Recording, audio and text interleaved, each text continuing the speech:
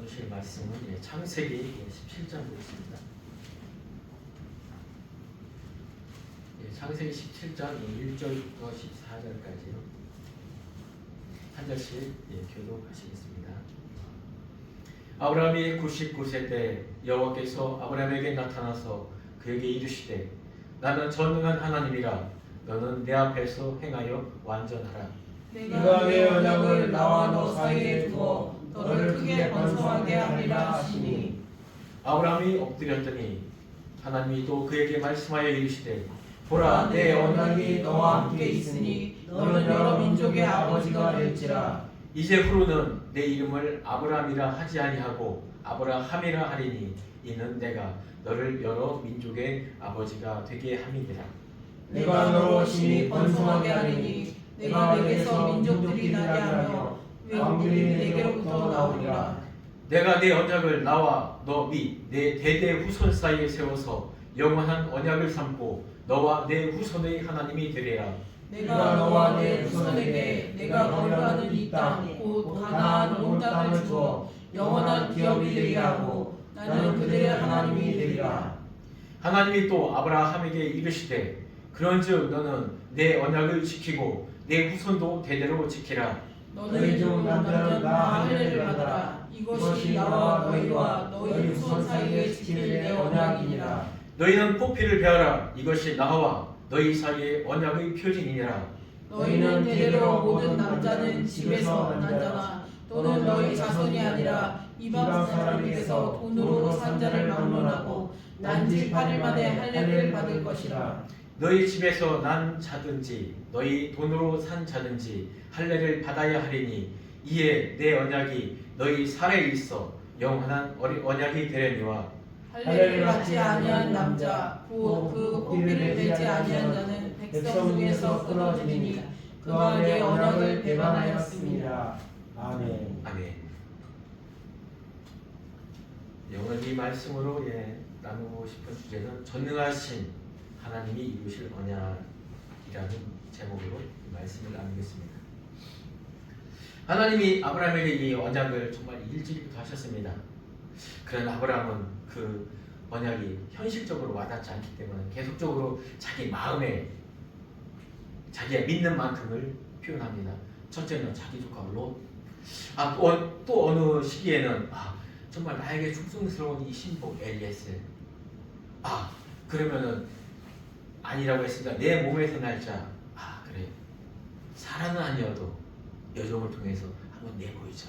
그래서 이스마엘을 내놓았습니다.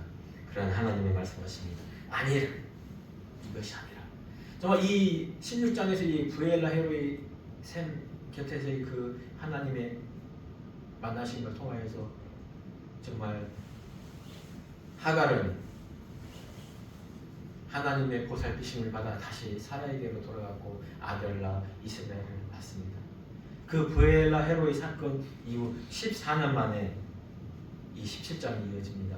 이 한 장 사이에 얼마나 많은 침묵이 있었는지 모릅니다. 정말 그 사이에 아브라함과 사라는 어떠한 삶을 살았을지. 정말 지난번 말씀처럼 정말 하나님이 나를 정말 떠나신 건 아닌지. 정말 그럴 때쯤에 하나님은 오늘 아브라함이 99세 때 하나님이 찾아오셔서 그 자손과 땅에 대한 그 언약에 대해서 다시 한번 상기시킵니다.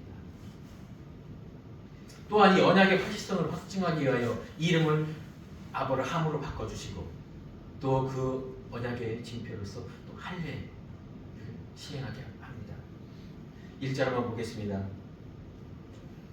아브라함이 99세 때 여호와께서 아브라함에게 나타나서 그에게 이르시되 나는 전능한 하나님이라 너는 내 앞에서 행하여 완전하라.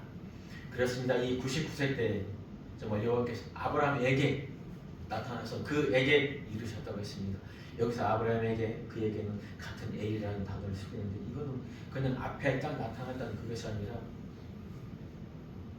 내면적으로도 이 심리적으로도 정서적으로도 이분이 하나님 나에게 언약을 말씀하신 그 갈대아 우르로부터 하란으로부터 세겜 애굽에 또 헤브론에 이르기까지 지금 이 땅에 나를 살게 하신 그 하나님이구나 하는 것을 알게끔 나타나셨다는 것. 나는 전능한 하나님이라 너는 내 앞에서 행하여 완전하라. 어떤 사람이 정말 사람 앞에서도 정말 말의 실수 또 행동의 실수를 많이 하거든 누가 하나님 앞에서 완전할 수 있는 자가 어디 있겠습니까? 우리는 하나님 앞에서 완전하기 위해서 우리가 정말 열심히 노력을 하고 정말 수행을 하고 그런다 할지라도 우리는 그렇게 될 수 없으면 우리는 정말 너무나 잘할 것입니다. 여기서 이 말씀을 주신 건 무엇일까요? 정말 너는 내 앞에서 행하여 완전하라 하신 이 말씀의 전제 구절이 내가 하나님이 내가 전능하다.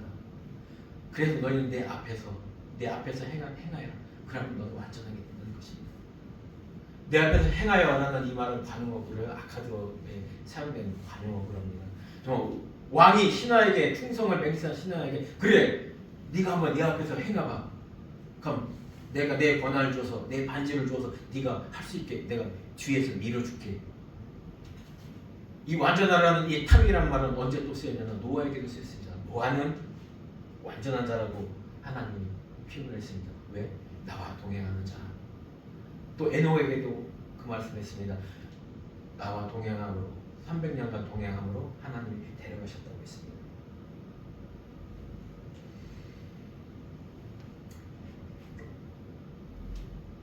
사실 이 완전하라는 이 말씀은 사실 우리가 도덕적이나 윤리적으로도 우리가 하나님의 백성으로서 거룩한 자로서의 그 삶을 우리가 감당해야 됩니다.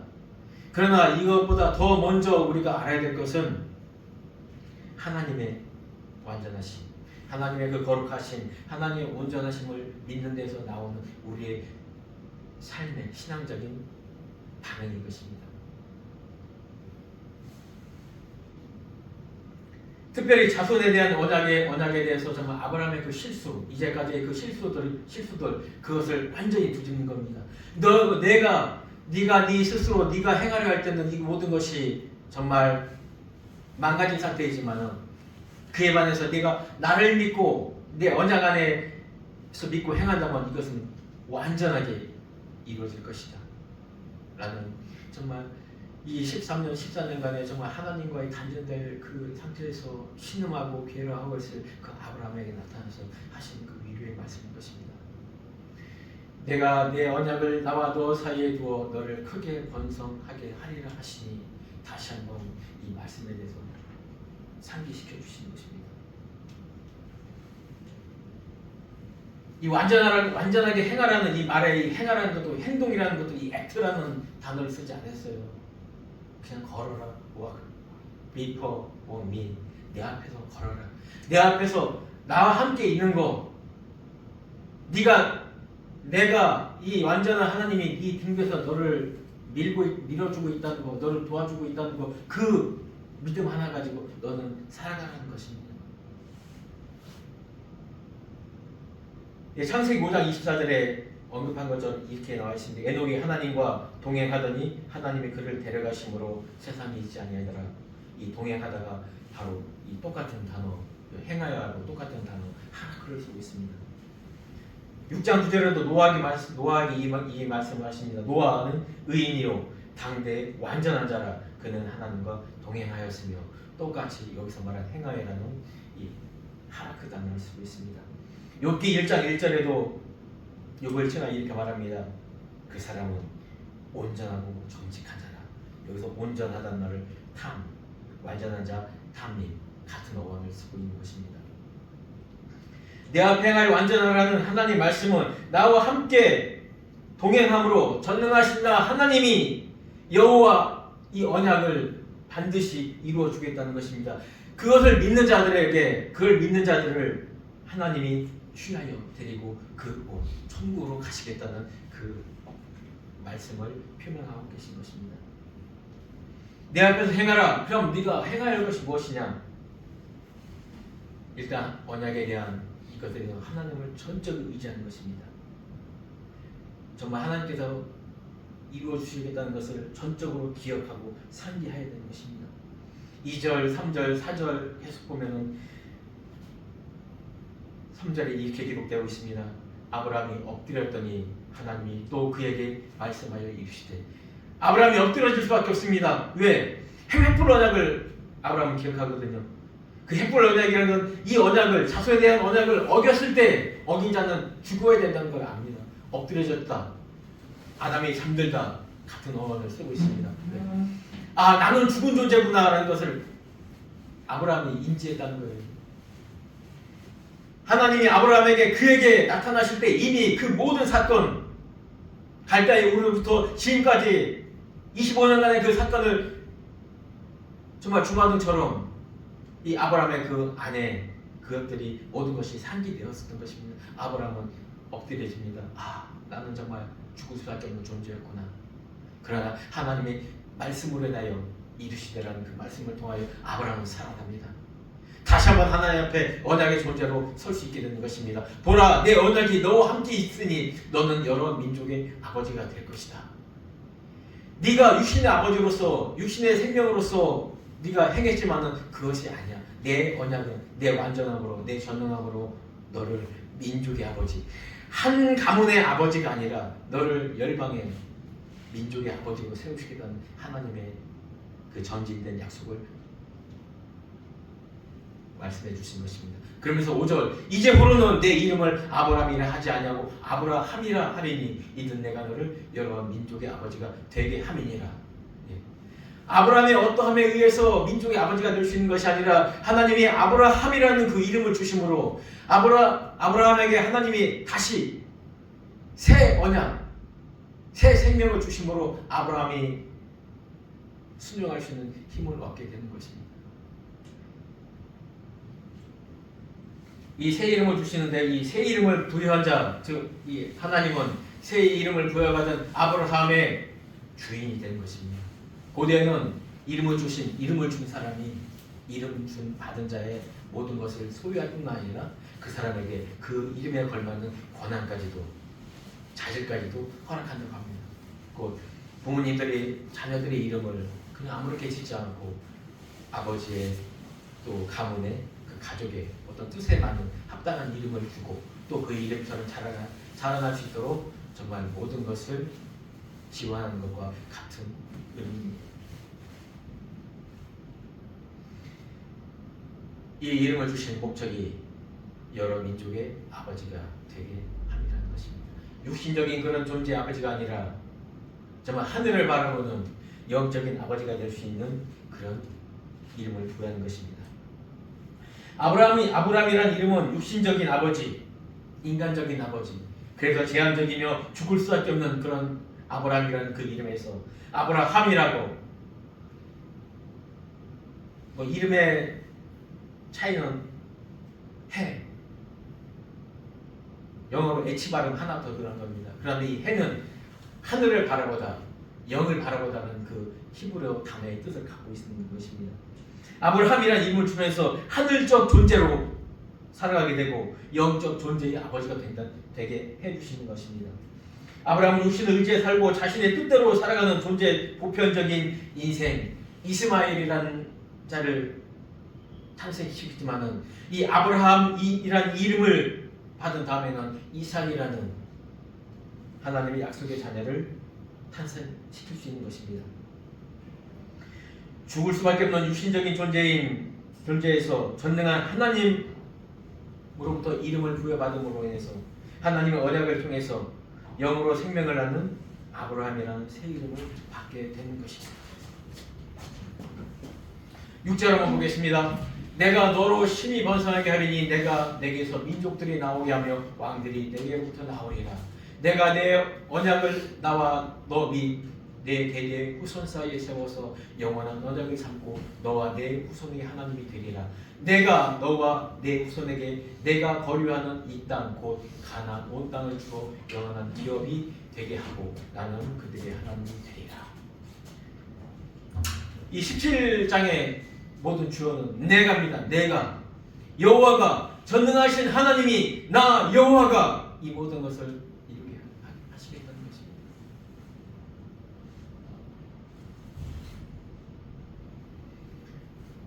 여기서 말하는 이 영원한 언약은 무엇일까요? 내가 죽어서라도 이루시겠다는 그 하나님의 약속인 것입니다. 이 영원한 언약은 16장에서 이스마엘에 선포한 그 인과응보적인 율법적인 정말 서로 대적하는 그런 관계의 그런 존재들에게 주신 약속과는 다릅니다. 이 땅에서 행복을 추구하며 이 땅의 가치로서 서로 대하는 존재들의 규칙, 어떤 대가에 의해서 하나님의 백성이 되는 것이 아니라는 것을 말하고 있는 것입니다. 그렇기 때문에 이 이스마엘은 쫓겨납니다. 이들은 하나님의 백성이 아닌 것입니다. 이들과 하늘나라의 천국에 이르지 않는다는 것입니다. 우리는 그러한 세상적인 가치관의 삶에서 우리는 벗어나야 되는 것을 하나님은 말씀하고 계십니다.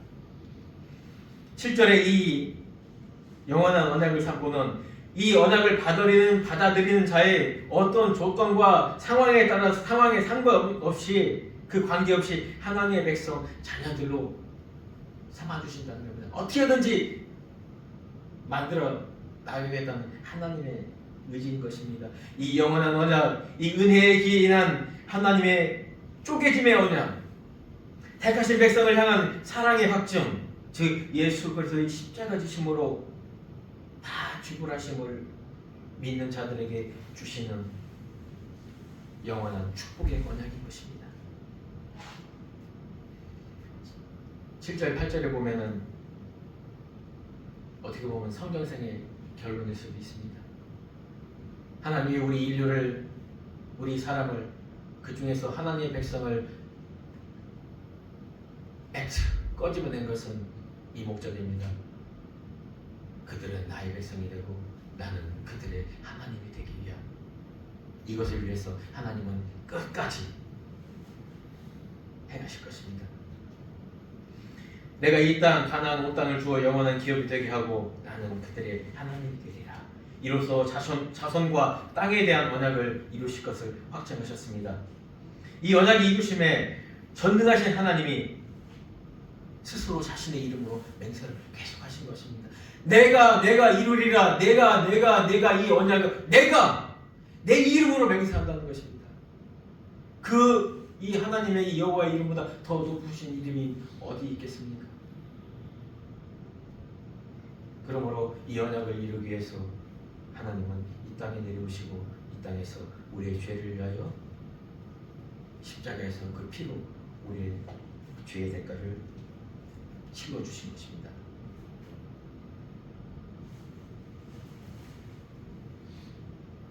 이 완전하게 행하여야 할 것은 오직 아브라함이 행할 것은 하나님 앞에서 행하는 것뿐입니다. 앞에서 하나님의 얼굴 앞에서 하나님의 얼굴을 대면하며 동행하는 그런 삶을 살아가는 것, 그것이 할 수 있는 첫 번째 일인 것입니다. 우리가 이 땅에서 정말 하나님이 명하신 일들이 많습니다. 그러나 그 중에서 우리가 가장 먼저 생각해야 하는 것은 우리가 어디 있든지 가운데 내가 하나님의 백성임을, 하나님이 나를 하나님의 자녀로 택하셨음을 인지하고 그에 맞는 삶을 살아가는 것입니다. 이 완전한 온전함에 대해서 예수님은 말하셨습니다. 마태복음 5장에서 이렇게 말씀하십니다. 그러므로 하늘에 계신 너희 아버지 온전하심과 같이 너희도 온전하라. 온전하라는 근거가 바로 하나님의 온전하심입니다. 레위기에도 이렇게 기록합니다. 내가 거룩하니 너희도 거룩하라. 거룩하라는 그 근본적인 근거가 바로 우리에게 있는 것이 아니라 하나님에게 있다는 것입니다. 이 마태복음의 이 말씀, 온전하라는 이 말씀에도요, 내가 온전하니, 하나님이 온전하니 너희도 온전하라 할 때요, 하나님이 온전하다는 것은 바로 현재형을 쓰고 있어요. 하나님은 영원 전부터 영원에 이르기까지 항상 온전하신 분입니다. 그런데 우리는 미래형을 쓰고 있어요. 또 내 스스로 되는 것도 아닌 중간태를 쓰고 있어요. 내가 스스로 이렇게 되는 것이 아니에요. 지금 다 결코 내가 거룩하지도 않고 온전하지도 않고 완전하지도 않는 상태입니다. 그러나 하나님께서 그렇게 이끌어 가겠다는 겁니다. 어디 있을 때? 내가 하나님 앞에 있을 때. 네가 하나님 앞에서 동행할 때 내가 반드시 너를 내 백성으로 삼겠다는 것입니다.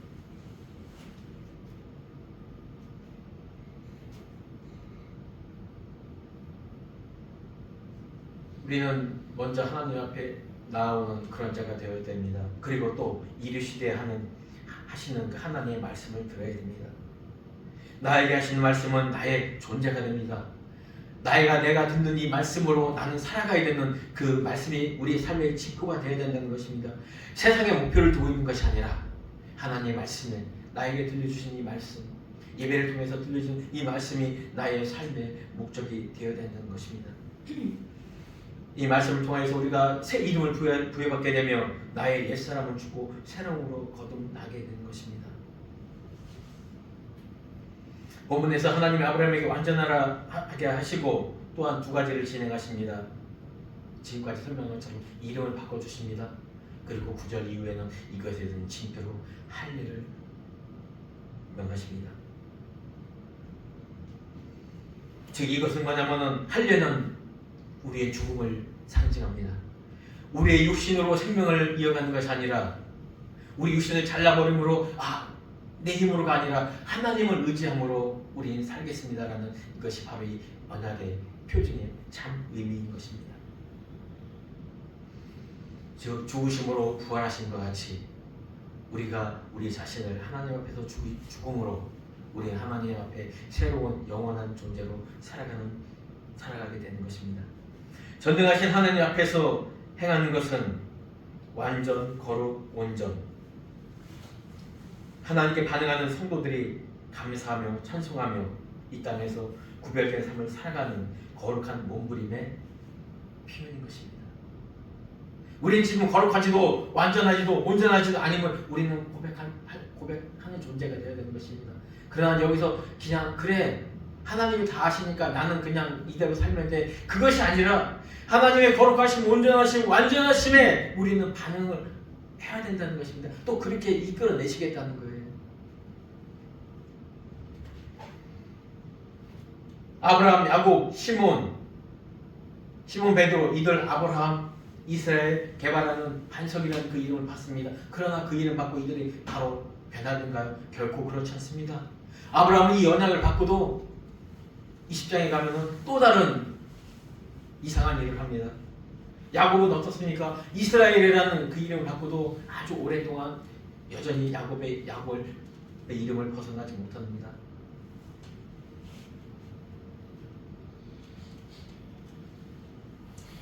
이사야 62장에 보면 그 이름, 우리에게 주신 그 이름에 대한 것에 또 이렇게 말씀하고 계십니다. 나는 여호와, 시온의 이가 빛같이 예루살렘의 구원의 횃불같이 나타나도록 시온을 위하여 잠잠하지 아니하며 예루살렘을 위하여 쉬지 아니할 것인즉 너는 여호와의 입으로 정하실 새 이름으로 일컬음을 받을 것이라. 계시록 2장에도 이렇게 기록되고 있습니다. 귀 있는 자는 성령이 교회들에게 하시는 말씀을 들을지어다. 이기는 그에게 내가 감추었던 만나를 주고 또 흰 돌을 줄 터인데 그 돌 위에 새 이름을 기록한 것이 있나니 받는 자밖에는 그 이름을 알 사람이 없느니라. 고린도전서에 이렇게 기록합니다. 하나님의 교회 곧 그리스도 예수 안에서 거룩하여지고 성도로 아프심을 받는 자들.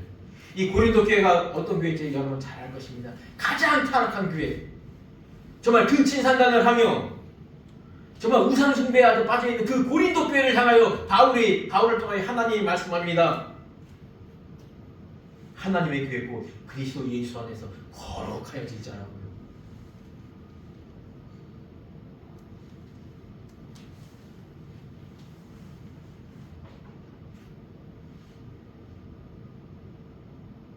성경 말씀의 주제가 바로 이 말씀이라고 아까 말씀드렸습니다. 나는 내 하나님이 되리라. 영원한 언약을 삼고 영원한 기업까지 주십니다.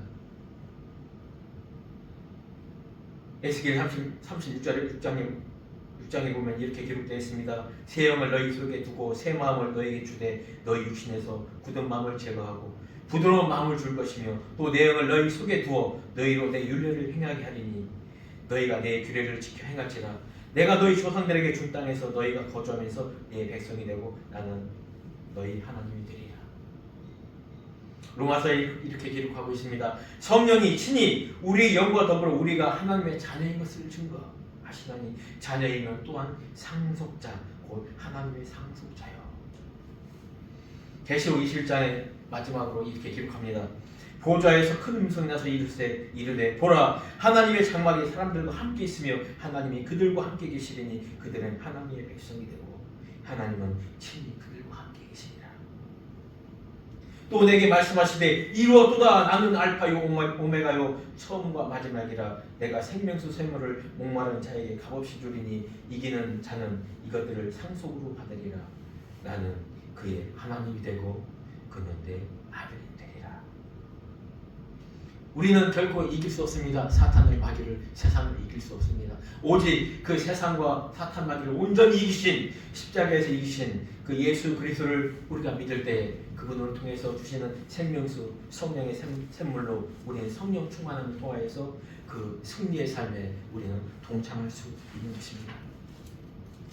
9절 10절 이후로 이 언약의 표징에 대해 할례에 대해서 말을 하고 있습니다. 특별히 자손의 언약에 대한 아브라함의 모든 인간적 생각을 버리라고 하시는 것입니다. 이 할례는 우리가 너무나 잘 알다시피 그 생명의 근원이 생식기의 표피를 자는 것입니다. 그만큼 인간적인 것에서 나온 것이 아니라 하나님만 의지해야 된다는 확증을 주시는 것입니다. 스스로 하나님처럼 되려야 했던 선악과를 취한 우리 인간의 모습을 버리고 그 이전에 에덴 동산에서 하나님과 동행하던 그 삶의 상태로 돌아가라는 것입니다. 하나님의 백성임을 고백하는 표징으로 살에 새긴 것입니다. 눈에 보이는 표징을 할 뿐만 아니라 이 마음의 할례까지 해야 되는 것이죠. 여호수아 5장 5절에 기록되어 있습니다.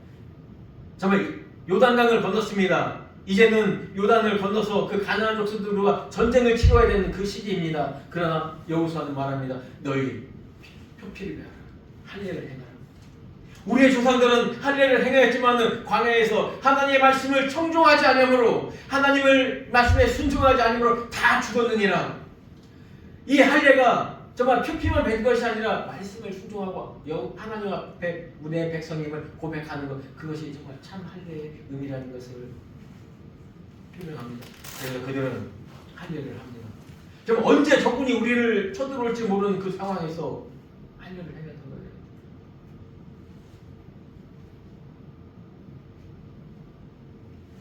말씀 안에서 하나님의 그 로고스 안에서 하나님의 은혜로 죽어다 살아난 자들이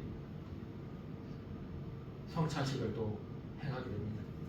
여호수아가 그 표피를 맨 이후에 그들과 함께 유월절 음식을 먹습니다. 이 할례와 유월절 이 음식은 이 신약교회에서는 뭐냐면요, 할례는 바로 세례입니다. 우리 물에 빠져 다시 일어나는 그 세례, 침례를 말하는 것이고요. 이 유월절 그 음식 먹는 건 뭐냐면 우리가 그 초회의 만찬, 이 성찬식인 것입니다. 할례를 거하지 않고서는 내가 하나님의 백성이라는 것을 정말 의지적으로 내 심리적으로 내 모든 것으로 인정한 그 백성이 하나님과 함께 더불어 먹는 것입니다. 하나님과 함께 그 천국의 삶을 동행하는 것입니다.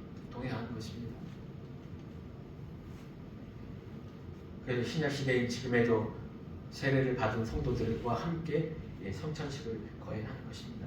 이제 땅의 양식으로만 사는 것이 아니라 하나님의 백성은 하나님의 말씀으로 살아가는 존재라는 것을 표명하고 있는 것입니다. 이 할례에 대해서 성경 구절을 보면 예레미야는 이렇게 기록합니다. 너희는 스스로 할례를 행하여 너희의 마음에 가죽을 벗기라. 너희의 단단한, 너희의 교만한 마음을 벗어버리라는 얘기입니다. 골로새서 2장에 기록합니다. 육적 몸을 벗어버리는 것이 참 할례랍니다. 육적인 몸을 벗어버리래요. 빌립보서에서 기록합니다. 하나님의 성령으로 봉사하며 그리스도 예수로 사랑하고 육체를 신뢰하지 아니하는 우리가 바로 할례 받은 자들이에요. 예, 그렇습니다. 정말 세상을 의지하지 않고 나 자신을 의지하는 사람들은 하나님께 봉사하며 하나님을 섬깁니다. 또 그리고 예수 그리스도를 자랑하며 전도합니다. 그리고 육신을 신뢰하는 것이 아니라 하나님의 말씀에 따라 살아가게 됩니다. 정욕을 벗어버리고 성령으로 행하며 육신을 의지하니 아니하는 것, 이것이 진정한 할례의 의미라고 성경은 기록합니다. 본문에서도 하나님께 속한 자라고 표명합니다. 하나님의 언약에 참여하는 자가 된다고 합니다. 하나님의 백성이 된 증거의 하나라고 합니다. 이들은 하나님 말씀에 반응하여 말씀을 듣게 되는 것입니다. 마태복음 5장, 요한복음에도 기록되어 있듯이 마태복음 5장에 이렇게 기록됩니다. 산상순 마지막에 하늘에 계신 너희 아버지께 영광을 돌리게 하라. 어떻게 하므로 너희의 착한 행실을 보고. 우리가 세상에 나가서 행해야 될 것이 내 욕심, 내 것을 취하기 위해서는 결코 착해져서는 안 돼요. 옆에서 착하라는 것은 무조건 착한 의미하는 것이 아니라 양보하고 나에게 죄 지은 자를 용서하는. 그래서 남들 볼 때 저 사람 바보 아냐? 이런 생각을 가질 정도로 우리가 죽어진 삶을 살아야 된다는 거예요. 그럴 때 저들이 하나님께로 마음을 열고 하나님께로 돌아온다는 거예요. 우리가 아무리 전도를 열심히 하고 아무리 교회 안에서 정말 헌신을 다한다 할지라도 우리의 삶을 바라보는 저들에게 감동을 주지 않으면 아무 소용이 없다는 것입니다. 예수님도 직접 이렇게 말씀하셨습니다. 요한복음에 내가 너희를 사랑한 점 너희도 서로 사랑하라. 너희가 그렇게 사랑할 때 사람들이 너희가 내 제자인 줄 안다고 했습니다.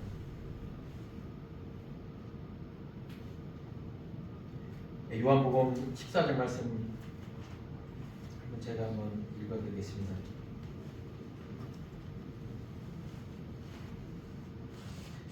나의 계명을 지키는 자라에 나를 사랑하는 자니 나를 사랑하는 자는 내 아버지께 사랑을 받을 것이요 나도 그를 사랑하여 그에게 나를 나타내리라. 예수께서 대답하여 이르시되 사람이 나를 사랑하면 내 말을 지키리니 내 아버지께서 그를 사랑하실 것이요 우리가 그에게 가서 거처를 그와 함께 하리라. 에베소서에도 이 말씀을 기록하고 계십니다. 너희도 성령 안에서 하나님이 거하실 처소가 되기 위하여 그리스도 예수 안에서 함께 지어져 가느니라. 그렇습니다. 하나님의 백성은 하나님의 말씀, 하나님의 계명에 반응을 하게 됩니다. 그럴 때 성령을 통하시는 그 하나님은 우리 안에 하나님의 나라를 지어져 가고 계신 겁니다. 구원이 이루어져 가는 것입니다. 구원이 완성되어져 가는 것입니다. 어디 우리는 하나님의 말씀을 순종하며 하나님의 말씀을 청종하며 하나님의 말씀에 반응할 때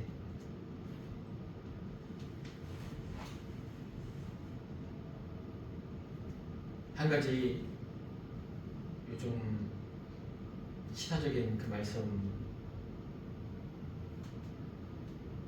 하나 전하면서 예배를 마칠 겁니다. 얼마 전 2021년 코로나 시대에 정말 세상에서 가장 강인한 아버지라는 딕이라는 사람이 죽었는데요. 그를 추모하는 그 영상이 이렇게 유튜브에 떠 있었습니다. 세상에서 가장 강인한 아버지 딕 호익과 그의 아들 릭 호익에 관한 이야기입니다. 뇌성마비와 경련성 정신마비를 앓은 아들 릭 호익. 이 사람은 태어날 때부터 이 탯줄이 목에 감겨서 정말 호흡을 할 수 없는 그 상태가 되었습니다. 그래서 뇌성마비와 언어를 구사할 수 없는 그런 전신마비를 가졌습니다. 의사는 식물인간과 마찬가지니까 이 아들을 포기하라고 합니다. 그러나 아버지, 그 부모님은 결국 포기할 수가 없었습니다. 왜? 자녀이기 때문에. 부모와 관심과 사는 속에서 릭은 정말 비장애인들과 똑같이 교육도 받으며 정말 여러 가지 활동을 합니다. 릭은 컴퓨터를 이용하여 아주 간단한 의사 표현을 합니다. 릭이 15세가 되었을 때 정말 주간 포스터를 봅니다. 장애 자선 마라톤. 그걸 보고 처음으로 릭이 아버지께 표현한 말입니다. 런. 아버지 달리고 싶어요. 아버지는 휠체어에 아들을 태우고 그 마라톤에 참여합니다. 정말 끊어질 것 같은 그 육신, 부러질 것 같은 모든 무릎의 관절들 끊임없이 달렸지만 결국 처음에는 실패하고 합니다. 정말 좌절했었습니다. 그러나 아들이 아버지에게 말합니다. 아버지, 달리는 그동안에 정말 장애가 없어진 것 같아요. 너무 행복했어요. 그 말을 들은 아들이 행복했다는 그 말을 들은 이 아버지 딕은 다니는 직장을 그만둡니다. 3년간 특수 제작한 그 휠체어에다가 세네포대 아들의 무게와 비슷한 2포대를 싣고 3년간 밤낮으로 연습합니다. 그의 나이 그때가 37세였고 3년간 연습을 한 다음에 그 보스턴 마라톤 대회에 완주하게 됩니다. 이 보스턴 마라톤 대회는요 어느 정도 기록이 되어야 참가할 수 있는 대회입니다. 이 마라톤 대회를 완주하고 여기서 끝나지 않았습니다. 4년 후에는 아들이 말합니다. 정말 철인의 경기에 참석하고 싶다. 아버지는 수영도 할 줄 몰랐습니다. 자전거도 어릴 때 타본 이후로 타보지도 않았습니다. 그런 사람들 말합니다.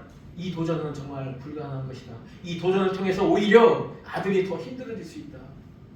포기했으면 좋겠다. 그러나 아버지는 포기할 수 없습니다.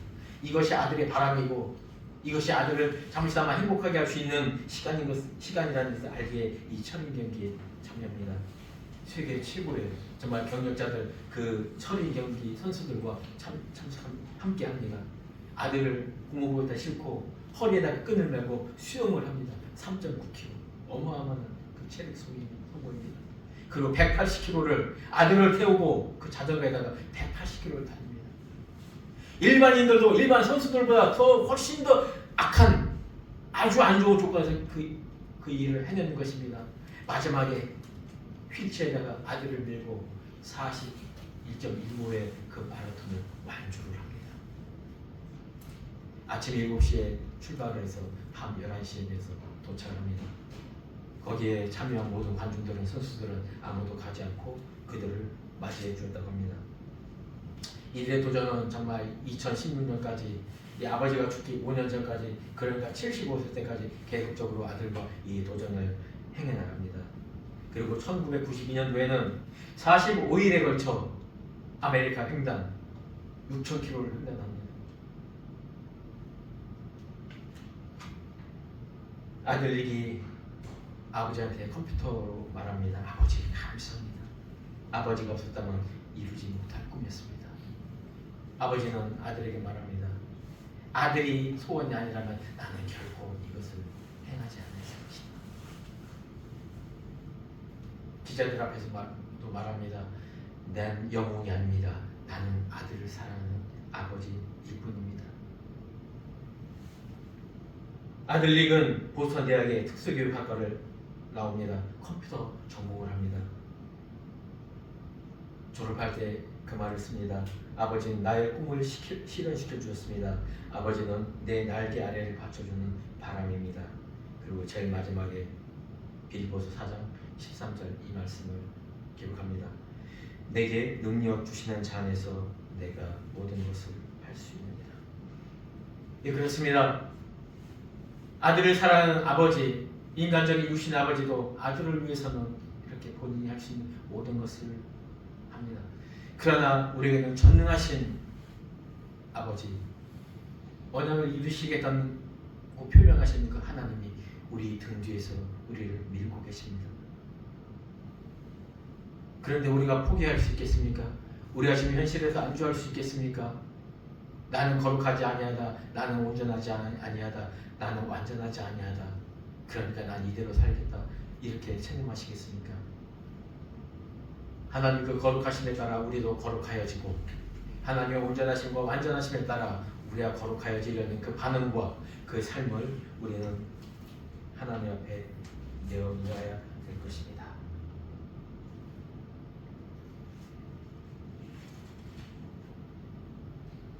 우리 이 시간에는 다 같이 조용히 눈을 감고 오늘 이 말씀을 통하여서 정말 나의 삶의 방향이 좀 안주적인, 이제까지 좀 안주적인 그런 삶이었다면은 정말 하나님의 백성으로서 정말 내가 어떤 반응을 보여야 될 것인가 라는 그런 시간을 좀 가졌으면 좋겠습니다. 잠시 한 몇 분 정도 이렇게 마음속으로 조용히 묵상하며 기도하는 시간이 되기를 되었으면 좋겠습니다. 하나님 감사합니다. 정말 오늘 주신 이 말씀을 통하여서 우리가 나약한 자이지만은 정말 하나님의 완전하심에 따라 하나님의 온전하심에 근거하여 하나님의 거룩하심에 근거하여 우리가 죄와 싸울 수 있게 하여 주시고 우리의 약함 가운데서도 하나님을 의지하며 도전하게 하여 주시고 우리의 불완전한 모습에 우리가 낙담하고 좌절하지 아니하고 완전하신 그 하나님을 바라보며 우리가 다시 일어서 그 첫사랑을 회복하는 우리가 될 수 있도록 주님 인도하여 주시옵소서. 하나님, 우리 정말 나약합니다. 우리 정말 죄악적 존재입니다. 하루에도 몇 번씩 우리 마음에 죄악적인 마음이 일어나고요. 어떤 때는 분노가 일어날 때가 많이 있습니다. 하나님, 우리의 마음을 온화하게 해주시옵소서.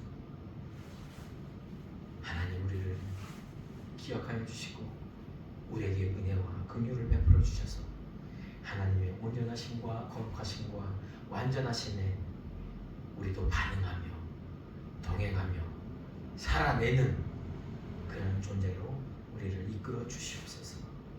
주님 이름으로 기도했습니다. 아멘. 이 시간 다 같이 일어나셔서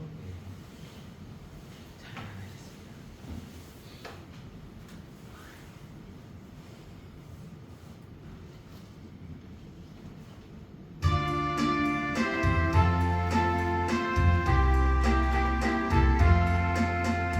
나 이제 주님을 제 생명 얻으며 옛 것은 지나고 새 사람이로다. 그 생명 내 맘에 강같이 흐르고 그 사랑 내게서 배같이 빛난다. 영생을 누리며 주 안에 살리라. 오늘도 내일도 주 함께 살리라. 주 안에 감추인 새 생명 얻으니 이전에 좋던 것 이제는 다 없다. 하늘의 은혜와 평화를 맛보니 찬송과 기도로 주 함께 살리라. 영생을 누리며 주 안에 살리라. 오늘도 내일도 주 함께 살리라. 산천도 초목도 새 것이 되었고 죄인도 원수로 친구로 변한다. 새 생명 얻은 자 영생을 누리니 주님을 모신 마 새하늘이로다. 영생을 누리며 주 안에 살리라. 오늘도 내일도 주 함께 살리라. 주 따라가는 길 험하고 멀어도 찬송을 부르며 뒤따라가리라. 나 주를 모시고 영원히 살리라. 날마다 섬기며 주 함께 살리라. 영생을 누리며 주 안에 살리라. 오늘도 내일도 주 함께 살리라.